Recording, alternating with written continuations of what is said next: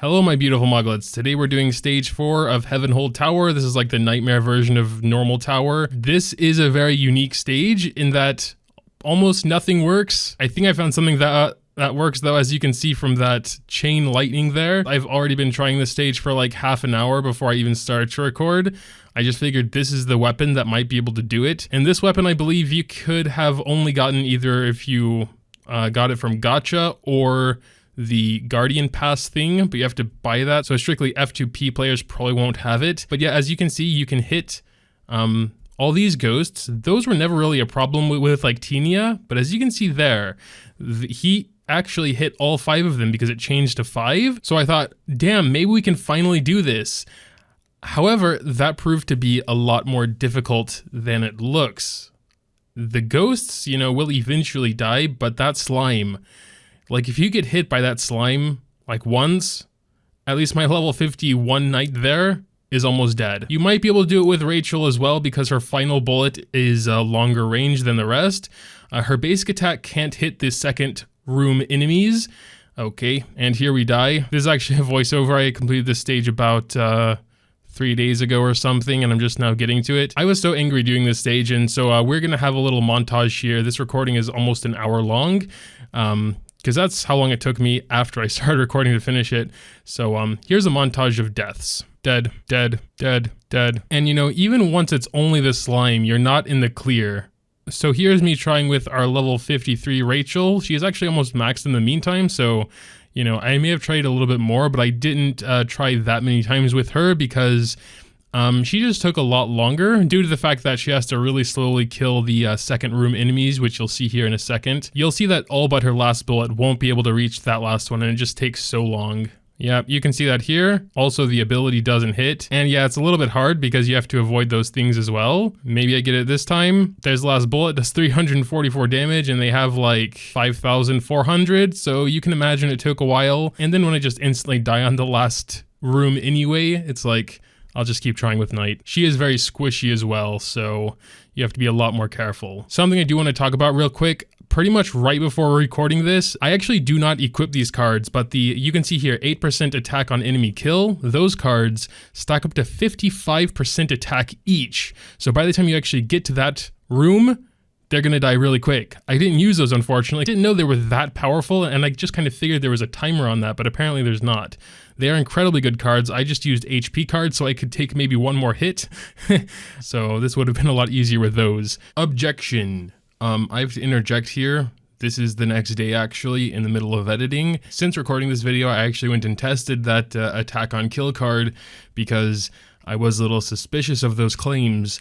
And indeed, it doesn't stack at all. You will only ever get a maximum of 8% attack from a kill, and it in fact does have a duration of like 10 seconds. I don't have the exact numbers on screen, but you'll be seeing them on screen because I have pre-recorded that video and I'll be showing them. But pretty much what this means is that attack on kill cards probably are still going to be better for this stage if you can quickly kill that last room. I personally don't think I could, even with that, it would be a 16% attack buff and not a 110% attack buff like what was suggested, since each card can stack to 55% is what I was told.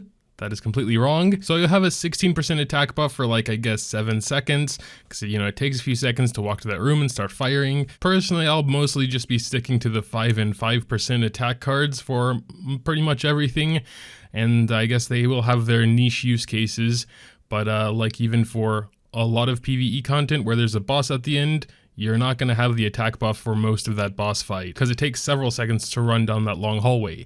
I think they're pretty bad cards. For this test, we used Rachel in a few different card configurations. None of her gear was changed.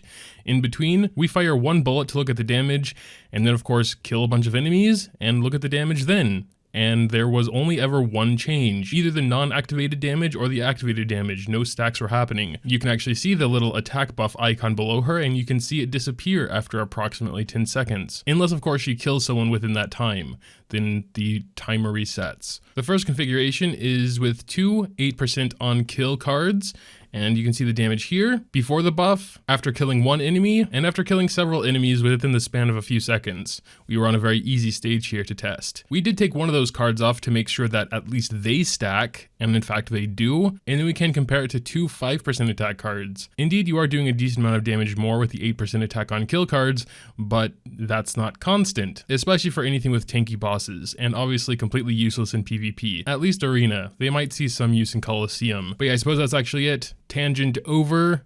Hopefully that clarified some things. Here I actually get rather close. You can see the slime has, you know, like half HP. It's just, you're in such a tiny little confined space.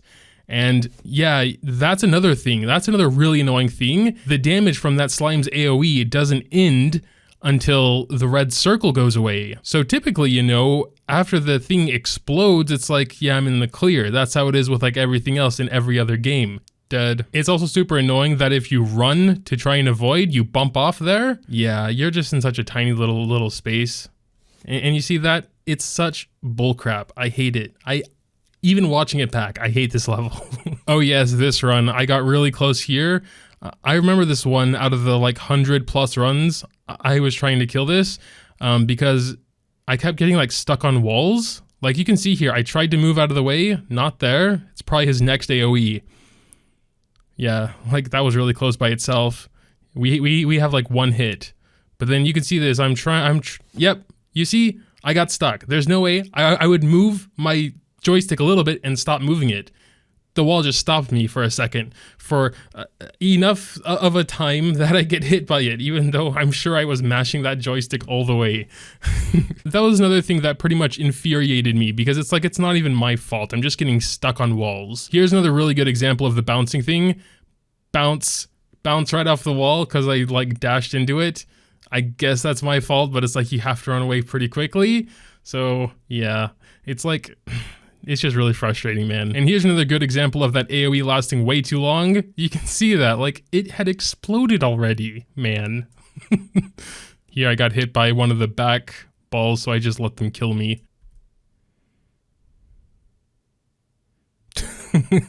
I don't know if I even meant to die that time. I think I was getting very fed up at this point and just impatient. Dead. I then took a break to take care of my roller coaster tycoon and cool off a little bit, building up some pancake houses, and back to the grind. My first try after the break didn't go all that well, unfortunately. Thought it would reinvigorate me, return some hope left in my soul, but unfortunately, yeah. You are pretty much safe from everything there in the bottom right corner, except for the slime's AoE, so you always have to move. You can't just like rest there, you know?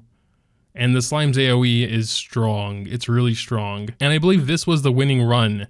So maybe my break did help me. I was just a lot more patient here, taking my time. It's like, as long as I don't do anything dumb, he won't hit me, you know? Just be patient, wait for him to blast you with the AoE, go out and shoot him a little bit.